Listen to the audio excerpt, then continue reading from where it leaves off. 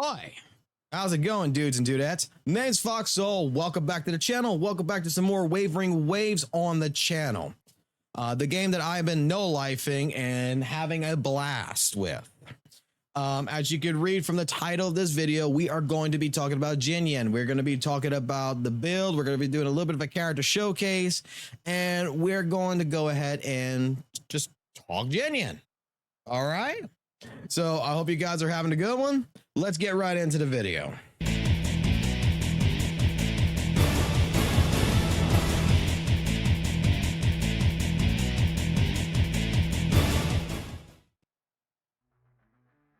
Alrighty. We had to let the intro play, you know how it is.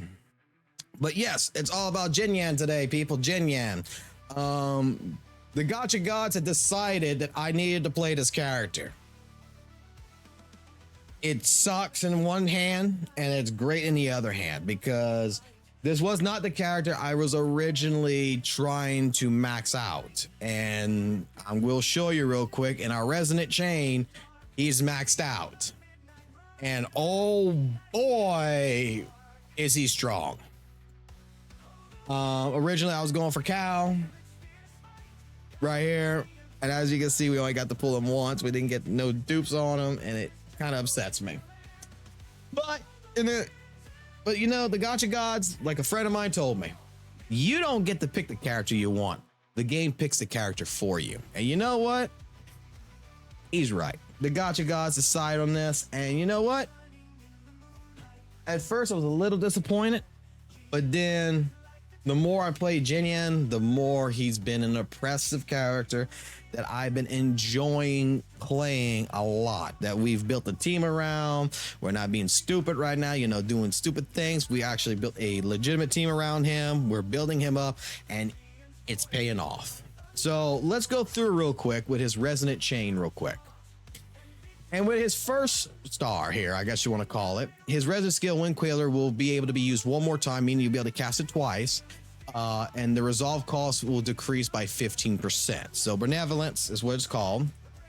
The second one, versatility.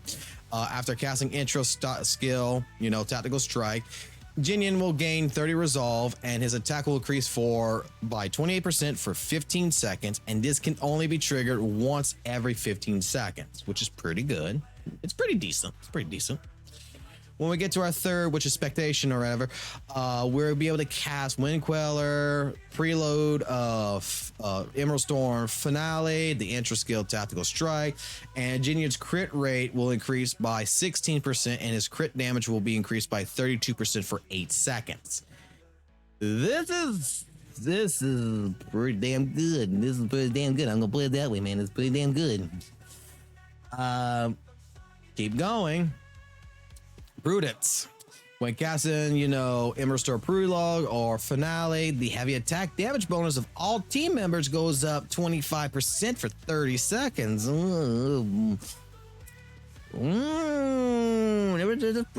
is also looking pretty good, right? Resolution, which is his number 5. Damage multiplier of outro skill Discipline is increased by 120%. When Jinyan's attack hits a target, his attack increases by 3% for 8 seconds, stacking up 15 times. This effect immediately maxed after he casts his intro skill, Tactical Strike. And his finale, Fortitude. Every heavy attack, intro skill, resonance skill that is used, Jiyan gains 1 stack of momentum, stacking up to 2 times. And then when he uses Emerald Storm Finale, it will consume all momentum. And each stack consumed will increase the damage multiplier of Resonant Liberation Finale here by 120%, which this right here is holy shit. Bro, we would play against the holographic bosses and everything. This comes in pretty damn handy. We can actually one-shot the little bosses in the world from this attack. Our alt basically got buffed the hell out of. But I want to showcase really quickly, let me go ahead and pull this up, is that I did end up creating a small graphic, which there is a mistake on the graphic that I noticed for this video, and I haven't corrected it, but we'll correct it when we get to it. But this is my Jiyan build. This is a cheat sheet in a sense, which I will modify and fix this. But if anyone's interested in a cheat sheets like this, let me know in the comments below. I will look at uploading these and linking them in the description. This is just to give you a basic idea of what you can do with Jiyan. Like I stated before in videos and on the live stream, I don't think there's going to be a true wrong way of how you build your team, how you build your characters. I think that if you got the basic concept, the basic idea, this is what you could be looking at doing right here. So this is a quick little graphic that I want to go ahead and showcase real quick. The weapon that we are using is the Verdant Summit. We have 3 different echo styles that we can go for right here. And the third one's actually the one that's the mistake one. But we can do a cost 4, which is a boss, cost 3/3, 1/1 for all aerial to give you a complete aerial set. We can go ahead and do a cost 4/4, and we can do a half set. So basically what that means right there, when I'm talking about a half set, is that you have the ability that you can go ahead and do, you know, Sarah Gale as well as Lingering Tunes, which one provides you more aerial damage and the other one helps provide you attack damage increase. The idea of this is that we can do a 4/4, which is 2 bosses, which the best 2 bosses right now in the game is Monkey and the Mech Abomination. Then we can do any level, you know, we can do any cost level 1 Lingering Tune as well as 2 of the green ones. This one right here, this is a flip-flop. Okay, this is a flip-flop that you could do here. This is the set that I'm currently running in a sense. Is that we got the 2 bosses, we got the Monkey, we got Mech Abomination. We actually have a number 3 for the Sarah Gale here, for the Gale, which is for aerial damage. We have a number 3 there, and we have a number 1 for Lingering Tunes to do half damage. And this is what I'm doing currently, because when you look at the ecosystem, and we're going to get to that real quick, there is only the ability of doing 2/2, 2/2. So I understand that you can do, like, you know, you can fill this up with just 3 1s and you can each get a different stat, which is a great idea. But for me, what I'm running, like I said, is we got our Monkey because he's a crit rate primarily with attack. His attack's at 10.9%. He has got a crit rate. They've got HP. We also got a basic attack damage bonus, which we don't want in all honesty, but having 2 crit rates on it, we're going to look to see if we can get a better Monkey later. Okay. It's something that instead of basic attack damage, we're going to look for a heavy attack damage bonus on. Defense and HP I'm not worried about. When it comes to the Mech Abomination, this is also a bad one as well. I'm going to be grinding and looking to try to get a better one. But again, our primary focus here was the crit rate for 22%. Defense, HP defense was not what we wanted. What we want more here again is looking at the attack and the crit damage. I wish I had, you know, like I said, for this one, like something like energy regen or heavy attack damage bonus. But you see, that's where number 3 comes in. Our cost 3, where do we have our Cyan Gale here? We got, you know, an aerial damage bonus, and he's not fully leveled up. He's at 20, he's not at 25. But we do get an energy regen, we do get a crit damage and heavy attack damage and a resin liberation damage bonus, which to me, this is almost a very perfect number 3. This is perfect for Jiyan. This is exactly what I'm trying to do is I'm trying to see if I can get another one that has energy regen, because I would like to get another 10% energy regen, because for Jiyan, I want to get him at least at 20%, 15% minimum, 20% is where I really want to be at to help him out on his cooldown reduction. When it comes to our number 1 Lingering, this is also another good one that came out, which I was impressed with. But we have an attack percentage, we have, which is our main, we have a crit rate, we have an attack, a heavy attack damage bonus, which I want it on either the Monkey or I want it on the Mech Abomination. We have an attack bonus as well as we have another crit damage. So altogether, they're not the most perfect echoes there is, but this has been doing me close to 50 to 60,000 K damage with our alt. It has been so far working out tremendously. Our heavy damage has been perfect. As you can see, our HP, yeah, it's a little lacking probably. We're at 10K. We got a 15K attack damage. We got, you know, only 11 for, we got 15, excuse me, 1,500 for attack damage and 1,100 for defense. Energy regen, like I said, I would like to see this at a 120%. We're at 110. That's all right for right now, but I like to see that at a 120. Our crit rate, I think it's perfect. It's over 60%. That is great. And our crit damage is at 238.7%. And going in and taking a little bit on this, we got a 9.4 on basic attack damage, which we don't really care for. But our heavy attack damage is at 17%. I like to see that go up a little bit. As well as our liberation bonus right here is 8%. And our aerial damage is at 50%. So, and everything else is at 15%, which is not going to be useful. But that's all good. Like that is the type of build that I'm working on. Now, am I going to say this is going to work for you or what you want to try to build? No, by all means. Like I stated, I think when it comes to the ecosystem, first and foremost, I will make a public announcement here and say I think it's one of the worst systems there is when it comes to feeding.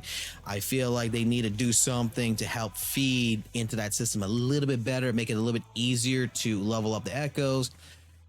Because in one day I can level up only one echo, it seems like, and if that.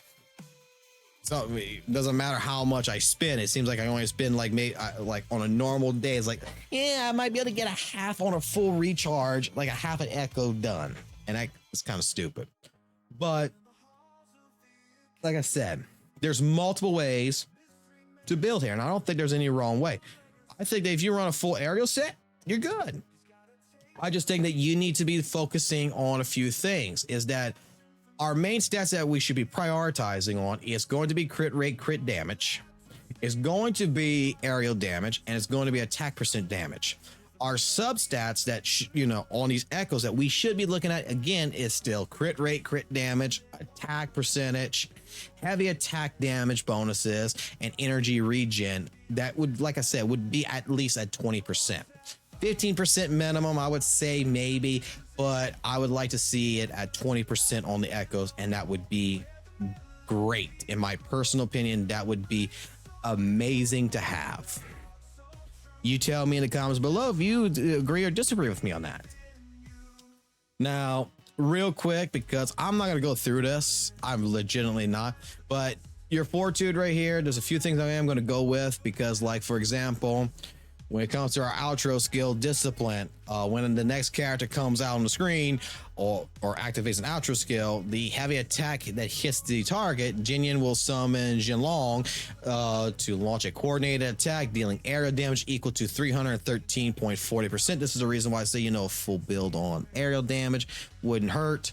Of his attack, this will last for 8 seconds and can be triggered every 1 second up to 2 times. Pretty good. All of this, I got it right now at level 6 right now. I got all of this up right now personally. The reason why I'm not going to go through all this and I'm not going to go read every single one of these is because this is a problem that I've seen in Devil May Cry Peak of Combat when we were covering a game. A lot of people don't take the time to come here and come read all this. You don't come read what your skills actually do. And I would tell you right now that take their self-responsibility. Take a look at it yourself. This will tell you, real quick, what your basic attack damage will do. It'll give you skill details. What the part 1 all the way to part 5 damage would be, what the heavy attack damage is going to be. So that way it helps you better calculate for each and every one. So take the time. Come over here. Come get your skill info and your skill details. Take a look, and you'll know better about your character than what I will be able to go ahead and describe you as. So we're going to bypass that, and we're going to go on to the next thing right here, is that we're going to talk about the weapon. Now, when it comes to the weapon, the Verdant Summit, I got this sucker right now leveled up to level 70, 4 stars, and we have gone ahead and tuned it twice because we were able to pull 2 of them. For us, our crit damage is at 40.1% with an attack damage of 445. The swords the sword basically increases the damage of bonus of all resonant attributes by 15%. This is where we get the 15% that comes on the screen. Every intro skill, Resonant Liberation cast, increases the heavy attack damage bonus of 30%, stacking up 2 times, and this effect lasts for 14 seconds. This is a great weapon. This is Jiyan's weapon. And it should be something that if you're going to build Jiyan, this is something you should be pulling for as well. I'm just saying. Now, if you don't pull for it or whatever, Let me double check right here because I called it, I wrote it. Yeah, the Helios Cleaver is a good secondary option. That's what we were running originally.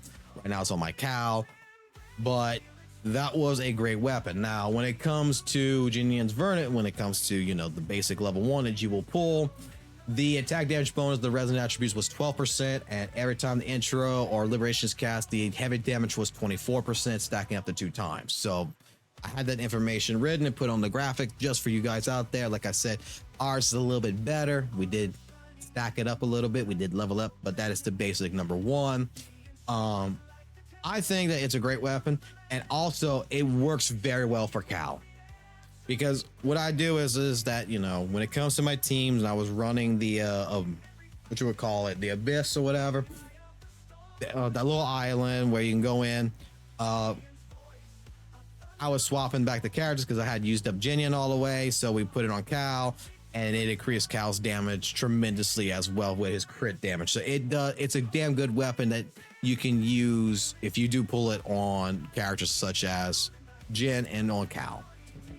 Now, the final part here that we're going to discuss, and on my team I will discuss this real quick, is that we run basically right now, we run Bai right here, and we're also going to run Mort.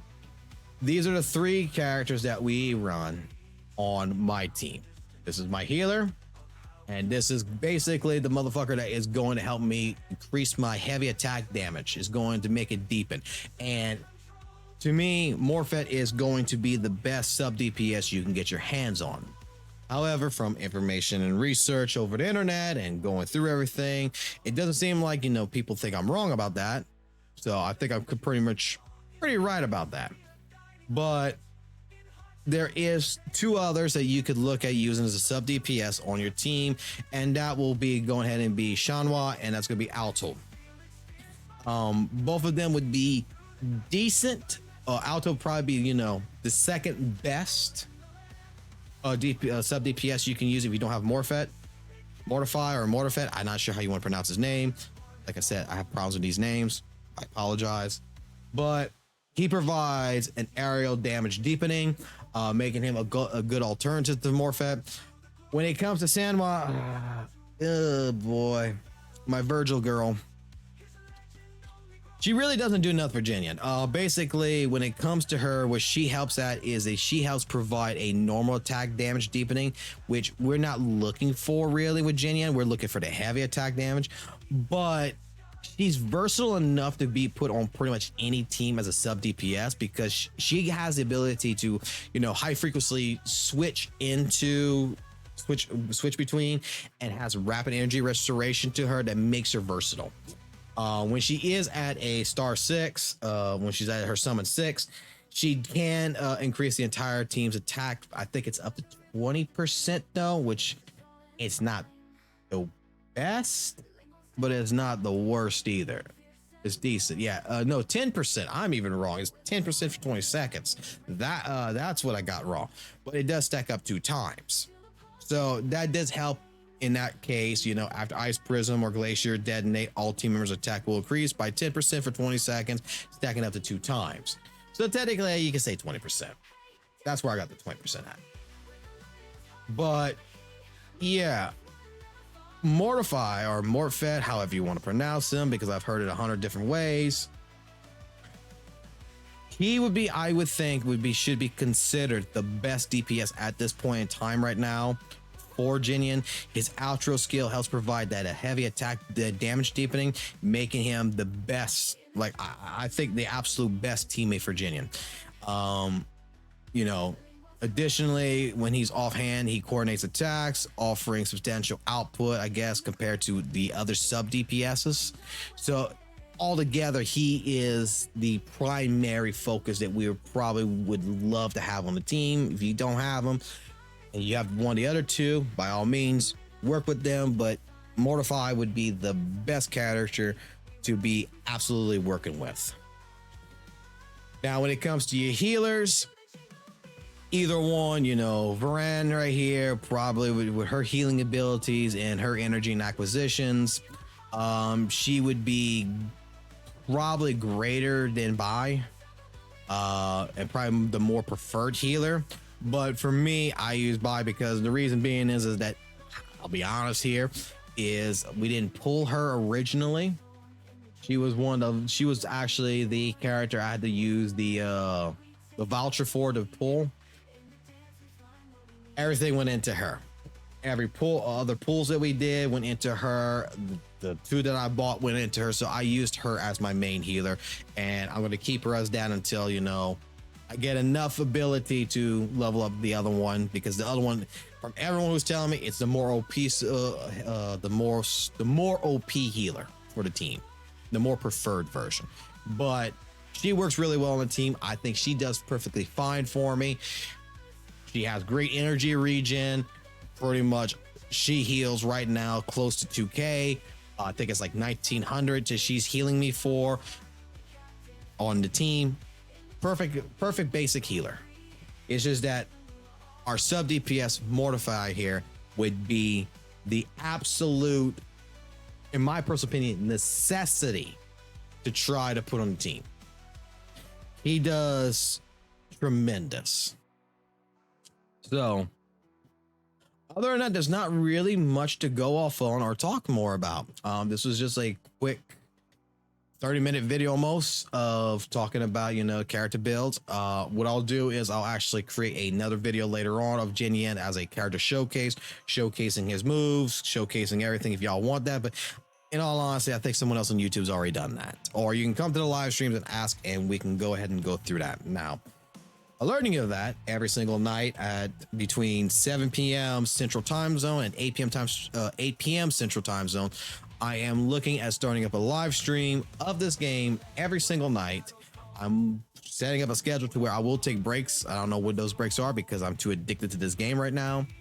But if you guys are having trouble with the game, like especially my new players that, you know, you need help with the world, you need to help get grinding in the bosses, you need those 5-star bosses, come to live stream, come tell me, let's join up, let's get into a co-op world, let's go beat out the hell of the bosses, let's help you grind, let's get you some echoes. Those streams is where I kind of really want to focus more of my attention on rather than making videos, because I'd rather have the live interaction.